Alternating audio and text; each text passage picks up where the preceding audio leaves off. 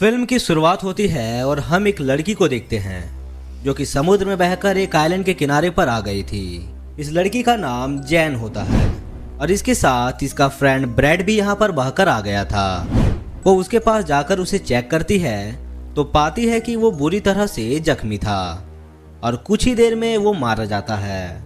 ये देखकर वो काफी परेशान होती है और बाद में उसकी बॉडी को वहीं पर छोड़कर वो उस आइलैंड को एक्सप्लोरर करने लगती है।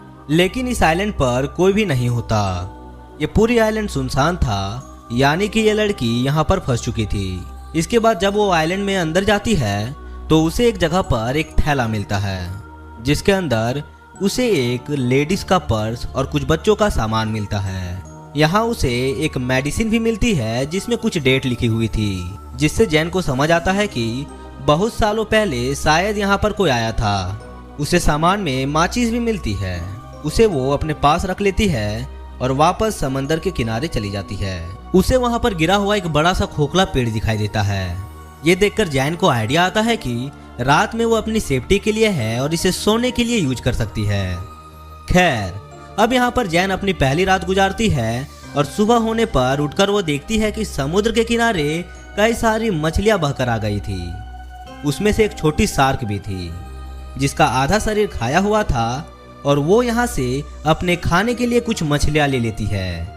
तभी जैन की नजर एक जगह पर जाती है जहाँ पर 3 लोगों की कब्र थी। ये देखकर जैन अपने दोस्त के लिए भी एक ग्रैब खोदती है क्योंकि उसके दोस्त की बॉडी सड़ने लगी थी।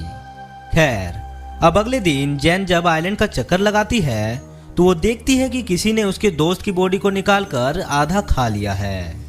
ये देखकर जैन काफी घबरा जाती है और उसे कुछ समझ नहीं आता कि आखिर ये किसने किया होगा। उसे लगता है कि जरूर ये काम किसी जानवर ने किया है जो कि इस आइलैंड पर रहता होगा। इसीलिए वो एक लकड़ी को नोकीला करती है और अपने लिए एक हथियार बनाती है। इसके बाद वो आइलैंड के बाहर बैठकर उस जानवर का इंतजार करने लगती है। खैर, अब रात हो जाती है और अब जैन को नींद आने लगती है, लेकिन वो जानवर अभी तक यहाँ नहीं आया था। और अगले दिन जैन की आंख खुलती है और वो समंदर में एक सूटकेस को देखती है।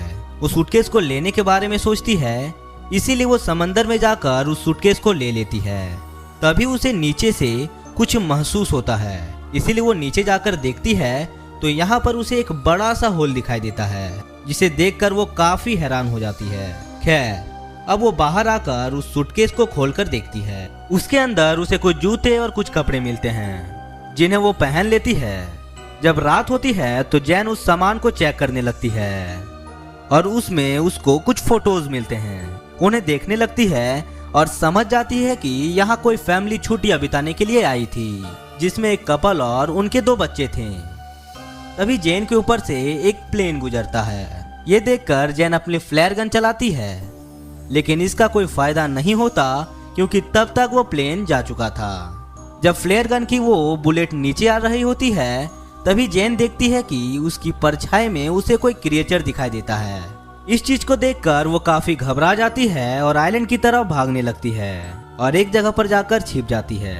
वो क्रिएचर यहाँ पर आकर उसे ढूंढने लगता है और इससे जैन और भी डर जाती है और आज की रात इसी तरह से बीत जाती है। अगली सुबह जैन फिर से उन्हीं फोटोज को देख रही होती है और वो एक फोटो में 2 चमकती हुई आंखों को नोटिस करती है, जिससे वो समझ जाती है कि ये वही क्रिएचर है जिसे मैंने कल देखा था और शायद इसी ने इसी फैमिली को मारा होगा। ये देखकर जैन और भी ज्यादा डर जाती है और अब वो किसी तरह से इस आइलैंड से निकलना चाहती थी। अब इसके बाद वो सूटकेस को खोलती है और उसमें अपनी लाइफ जैकेट डालती है ताकि उसके सहारे वो तैरकर यहाँ से बाहर निकल जाए। इसके बाद वो सूटकेस में बैठकर यहाँ से निकलने की कोशिश करती है, लेकिन वो सूटकेस पलट जाता है।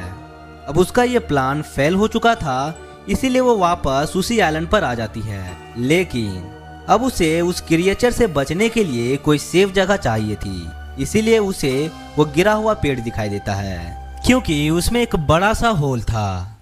इसीलिए वो आज रात उसी में सोने का डिसाइड करती है। खैर, अब जब रात होती है तो वो क्रिएचर फिर से यहाँ आता है और उसे ये भी पता लग जाता है कि जैन उस पेड़ के होल में छिपी हुई है। इसीलिए वो क्रिएचर उस पेड़ को तोड़ने की कोशिश करता है, लेकिन वो ऐसा नहीं कर पाता और थक हार कर वापस चला जाता है। अगली सुबह जैन उस पेड़ से बाहर निकलती है और देखती है कि उस क्रिएचर ने कल रात इस पेड़ पर कई बार अटैक किया है, जिससे वो काफी डैमेज हो गया था। इसके बाद वो उससे बचने के लिए एक नया प्लान बनाती है।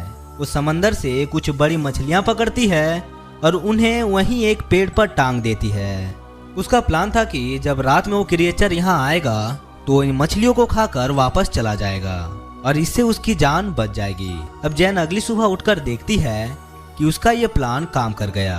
उस क्रिएचर ने यहाँ आकर उन मछलियों को खा लिया था, जिससे जैन की जान बच गई थी। तभी जैन की नजर समंदर के किनारे पर जाती है जहाँ किसी की बॉडी बहकर आ गई थी। ये देखकर वो उस बॉडी के पास जाती है और देखती है ये बॉडी काफी सड़ चुकी थी। देखकर उसके मन में ये आइडिया आता है और वो इस बॉडी को भी उसी पेड़ में लटका देती है ताकि वो उस बॉडी को आकर खाए और चला जाए। अब उसके लिए यहाँ सरवाइव करना काफी मुश्किल हो गया था और आज रात के लिए उसने यहाँ पर एक गड्ढा बनाया था जिसमें जाकर वो छिप जाती है और उस क्रिएचर के आने का इंतजार करती है। जब रात होती है तो क्रिएचर यहाँ आता है और जैन पहली बार उस क्रिएचर को देखती है और काफी ज्यादा डर जाती है क्योंकि वो काफी खौफनाक था। अब वो यहाँ रखा हुआ उस बॉडी को खा लेता है। अभी जैन को अपने पास से कुछ आवाज आती है और जैन देखती है तो उसे वहाँ पर क्रिएचर के पैर दिखाई देते हैं। ये देखकर वो और भी ज्यादा घबरा जाती है, लेकिन किसी तरह से खुद को कंट्रोल करती है। अब अगली सुबह जब जैन उठती है तो वो अपने लिए एक सेफ जगह चाहती थी क्योंकि उसने उस क्रिएचर की हाइट देख ली थी, इसीलिए वो अपने लिए सेफ जगह ढूंढ रही थी। पेड़ के ऊपर एक झोला तैयार करती है ताकि वो क्रिएचर उस तक पहुंच ना पाए। इसके बाद वो उस झूले में जाकर बैठ जाती है। खैर, अब जब रात होती है तो वो क्रिएचर फिर से यहाँ आता है और उसे यहाँ जैन के होने का एहसास हो जाता है, इसीलिए झूले वाले पेड़ को जोर जोर से हिलाने लगता है, जिससे वो झूला टूट जाता है और जैन नीचे गिर जाती है। अब वो जैन का पीछा करने लगता है और जैन अपनी जान बचाकर भागने लगती है।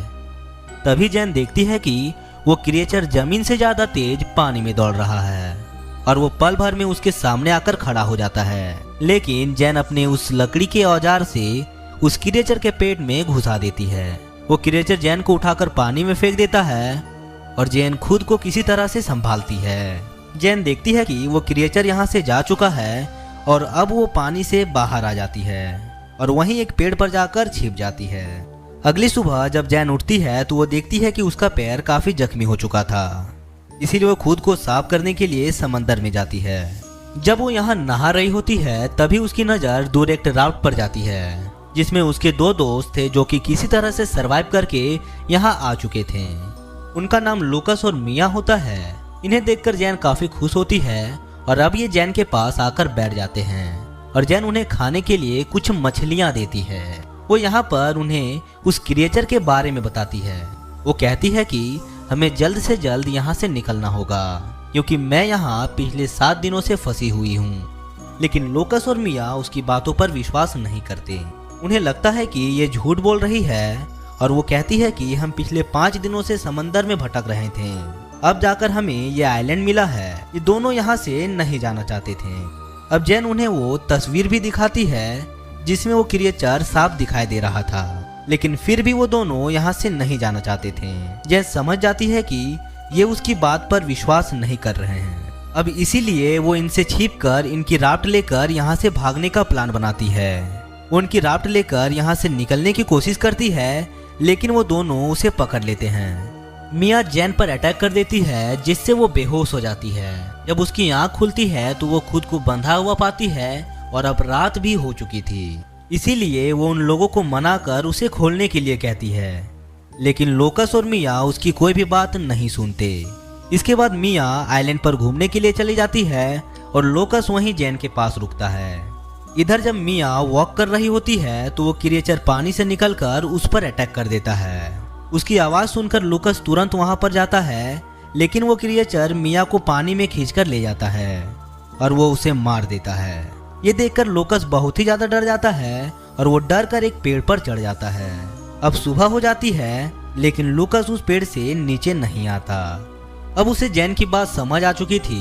जैन उससे कहती है कि देखो वो क्रिएचर सिर्फ रात में आता है, वो दिन में बाहर नहीं निकलता। ये सुनकर लूकस पेड़ से नीचे आता है। अब जैन लूकस से कहती है कि हमें जल्द से जल्द इस आइलैंड से निकलना होगा अब लूकास उसकी बात मानने के लिए तैयार था।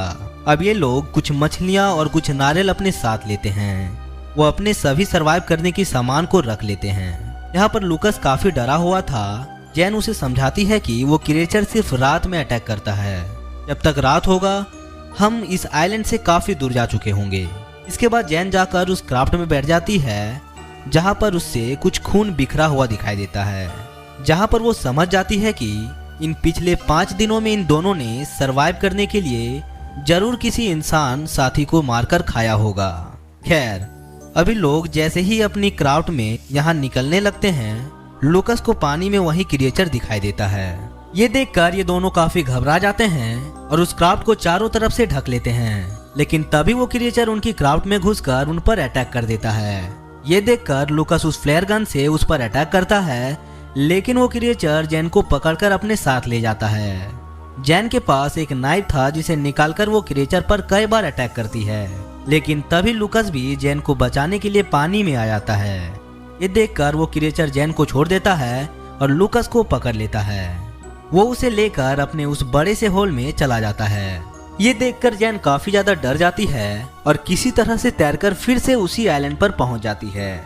जैन को लूकास की मौत का काफी दुख होता है, इसीलिए वो क्रिएचर का सामना करने का डिसाइड करती है। इसके बाद वो वहाँ पड़ी हुई लकड़ियों की सहायता से सारे नुकीले हथियार बनाती है, लेकिन ये औजार उससे कम नुकीले लगते हैं। इसीलिए वो वहाँ की ग्रेव को खोदती है और उनमें से एक कंकाल को निकालती है और उनसे काफी नुकीले हथियार बनाती है। वो क्रिएचर को आग में जलाने का प्लान बनाती है, इसीलिए वो वहाँ पड़ी हुई सूखी झाड़ियों को इकट्ठा करती है और उनसे एक घेरा बनाती है। अब उसने अपने ट्रैप को तैयार कर लिया था। खैर, अब कुछ देर बाद रात होती है और वो क्रिएचर यहाँ आता है, वो भी उसी जगह पर जहाँ उसने ट्रैप लगाया था। तभी जैन यहाँ झाड़ियों में आग लगा देती है, जिससे वो क्रिएचर आग में फंस जाता है। और अब जैन अपने उन नोकीले हथियारों से उस क्रिएचर पर अटैक करने लगती है, जिससे वो क्रिएचर काफी घायल हो जाता है। लेकिन अब वो जैन को पकड़ लेता है।